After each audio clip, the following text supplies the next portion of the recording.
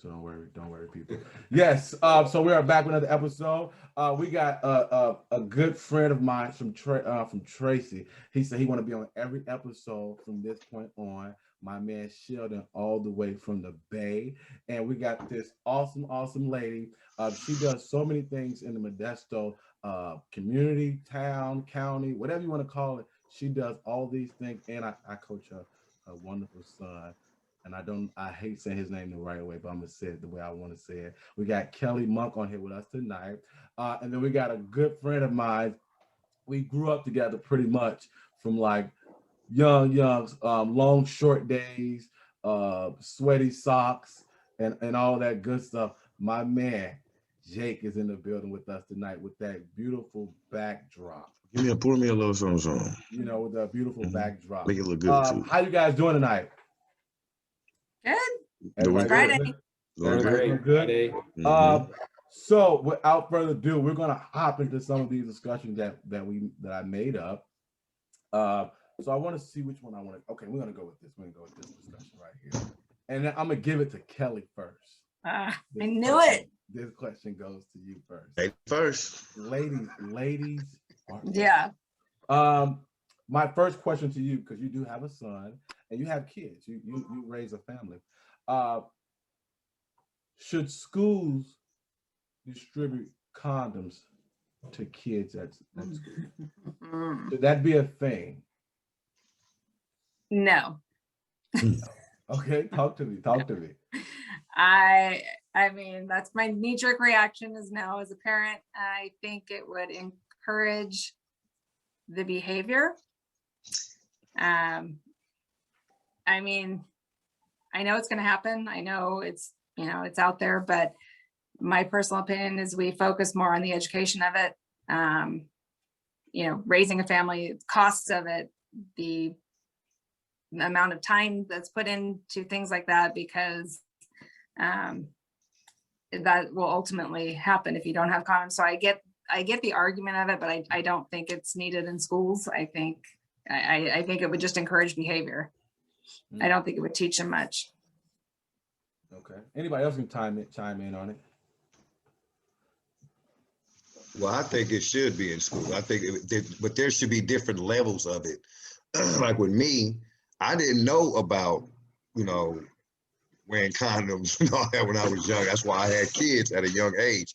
Even though like my parents were more, because my parents were a little older, it was more about, boy, you're gonna have a kid, have a family, that type of life. So, and that's what I did. I have 3 kids, I have a family, but if I was taught more about how to raise kids, like the process of the finances, the process of having the patience of having a kid, the process of teaching, being a teacher is a very poorly financed system. The teachers should be like one of the most, they should get at least 6 figures to deal with kids. I'm not even gonna lie. Because not only do you have to put your emotions in check, you have to put, your vocabulary, because, we quick at home to give a kid a quick little cuss word. But when you're dealing at school, you have to learn how to deal with that in a different way. And these kids are doing worse than your own kids probably get at you.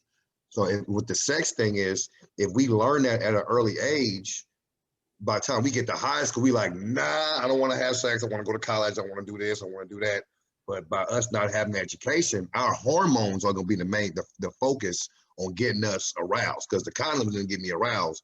The girls got me aroused. So by me not having the condom is what got me with, having kids at an early age.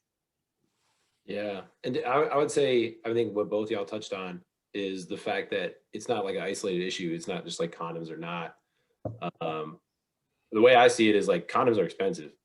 So like we already asking our schools to pay for kids' lunch, pay for all these other things. Is like, to me, is like, if some billionaire walks up and they're like, I have money just for condoms for schools, and we want to do that, okay, cool. But to Sheldon's point, like there's a whole education surrounding that. Like a condom's a condom, but it's a one tool in a tool belt. So like if we could equip schools to be able to educate folks at a younger age about how to have safe sex, great.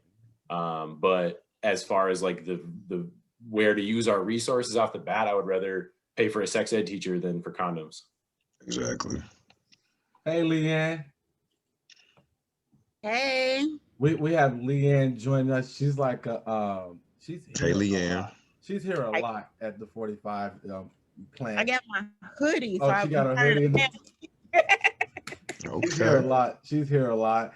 Leanne, you walked in at a perfect time. At a perfect time. Well, you zoomed in. You zoomed in at a perfect time. I always have perfect timing. Yeah, okay. Hey, how do you feel about schools distributing condoms to kids, or the ideal of them giving condoms to students?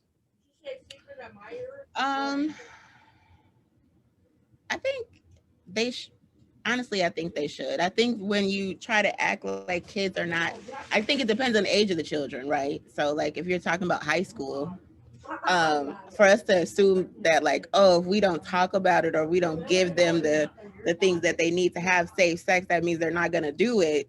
It's kind of like a little asinine. They're going to be doing it anyway. So I appreciate them being more prepared for it than for them to just go out there and do it. And then having all of these, they're just at that age, they're not really even mentally prepared for the things that come with sex. So it just makes sense to be able to equip them with the things that they need in order to have safe sex. Because the last thing on their mind is that, I might get a sexually transmitted disease or might end up with a child. And so if there's a way to, prevent it, of course, like sex education surrounded abstinence would be the way to go, but also, just to make sure that if they're going to have sex, that they practice safe sex, I think is just imperative. And I really just think Americans are the only ones that try to act like that's not happening, right?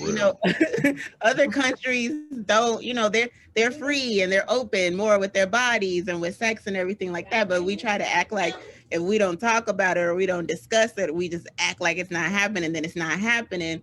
And then we have to deal with things on the other side about like a bunch of, the AIDS epidemic. And then we have to deal with a bunch of kids that are, in and out of foster home. And then you have to deal with homelessness, and all of that could potentially, not totally in total, but could potentially be avoided if we just talked about sex education and practice more safe sex.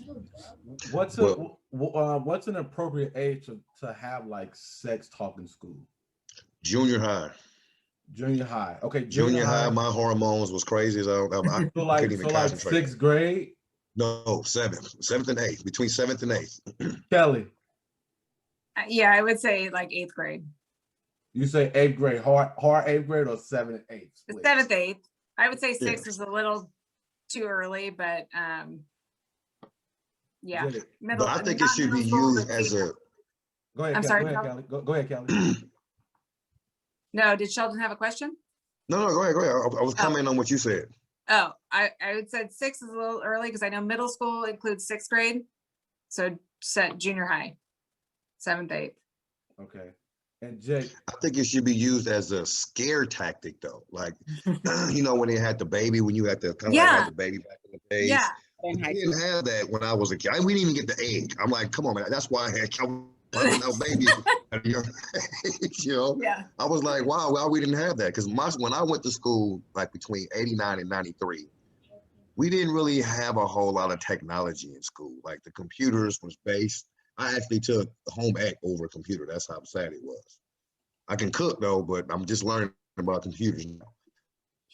With the education thing, like I said, we need to show them how, if you have a kid early, how it's going to stop your life. Like kids don't really understand that in school. It should, like I said, it should be more like a scare tactic. Kind of like the reason why I think it's more higher now too. They took church out of school.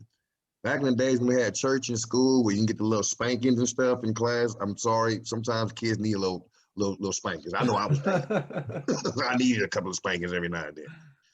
So I just think it's all about the discipline and the parents, really, when it comes to anything. Right. Yeah. So I agree. I did have sex ed in 7th or 8th grade. I don't remember which, but that was a part of the education. It was definitely helpful, but to a point, right? Like their scare tactic was like showing us pictures of STDs. So you see that and you're like, oh, okay, I should think about that. But Then the second you get into a trusting relationship, or you think, you know, you can circumnavigate the STD thing. If there had been more in depth, you know, talking about raising a family, all the implications of what it means to have a child, like, you know, every seventh grader is filled with dreams, and if you show them how, like, not wearing a condom can jeopardize some of those dreams, or close some of those doors for them, or limit those options, I would trust most kids are gonna to respond positively to that, you know, and be able to kind of at least make an informed decision then, right? If you kind of know and be able to talk about it. So I think absolutely that was appropriate time. There was all kinds of questions I remember in our 7th, 8th grade class, which showed like folks had a whole different understanding. Every person was coming into it like, what is sex? How do you get someone pregnant? What are like the physical dynamics of it? And then other folks were already having sex or had been having sex. So I thought it was a very appropriate time to have those conversations. I would go as far as having two, like one in middle school to answer certain questions, because I mean, I agree with your statement, but I don't think that middle schoolers have educated, you know, mindset at that point. They don't know what their future is going to be like. I think in high school they do, because then there's like athletes, or there's musicians, or there's, you know, FFA, there's like other extracurricular activities that they've invested in, where then they know that there's a future that can be jeopardized at that point. So I don't know. I mean, I'd probably make it a 2-parter, like I would. the That sounds general, good. you know, sex is bad in 7th and 8th, and then, you know, why? Because, you know, you're going to be, now you're not going to college. Now you're getting a job. Now you're trying to raise your family. Now you're, you know. Showing both sides of it. Hey, can I be funny? Yes. Can you? Do we really want to tell kids? Do we really? Because all of us, I'm gonna assume, I'm not seeing anybody doing it, but I'm gonna assume we've all had it before. Are we willing to tell a kid that it's bad?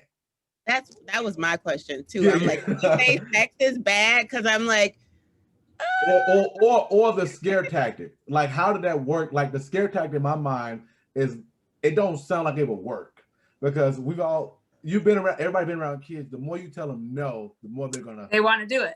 Well, I'll tell you the trick that I use, because I got a 27-year-old, a 22-year-old, and a 17-year-old with no grandbabies. I act like the mother off of Happy Gilmore.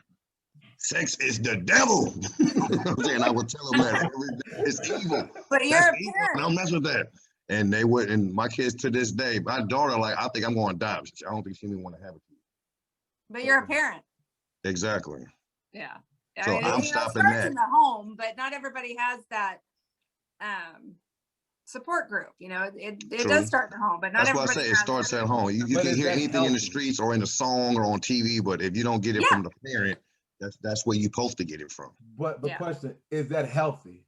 I think you just need to tell kids that sex is responsibility. Like, if you can't do your chores, then you can't have sex either. Because you can't clean up behind yourself. So, like, do you think you could be able to clean up behind another person? Imagine, like, you know. So I think that it's just, and I meet some grown-ups that don't understand that there's, you know, responsibility and ramifications from having sex and everything like that too. So it's just that there's responsibilities that come with it that you're just not ready for. So I feel like if you can't clean up your room without being reminded to, and if you can't pick up your clothes off the floor, then you really probably shouldn't be having sex, because it's worse than that. It's picking up somebody else's clothes for the rest of your life. I know teenagers' hormones, don't think about that. I just want to make sure, because for me, I think the best thing is to talk about the ramifications of if something does go bad, but also the healthy way to partake in that. I'm not saying my 6th grader, hey, little Joey, you should go out there, blah, blah. But we do got to understand that social media is your biggest competition. Like, you're gonna lose, Sheldon. If you raise your kids in today's time, that sentiment won't work. Oh, it worked for me. It won't work, but it won't work in this time. I made my oldest watch my middle kid, then I made middle kid watch my youngest. Like, they were their kid, to this point where they actually think they're like, my son thinks that his sister is his daughter, And my daughter think her younger brother and her like they like nest to each other like that. But they don't want to have kids no time soon. Like my oldest thinks about it, but his girlfriend, luckily she's on it too. She's like, no, not right now. We gotta get our business straight. Then we do that. So you gotta teach them that first. You gotta get everything ready for a kid instead of having a kid and then struggle to survive to take care of the kid. If you got everything prepared when the kid is coming, then hey, congratulations. But is that even realistic?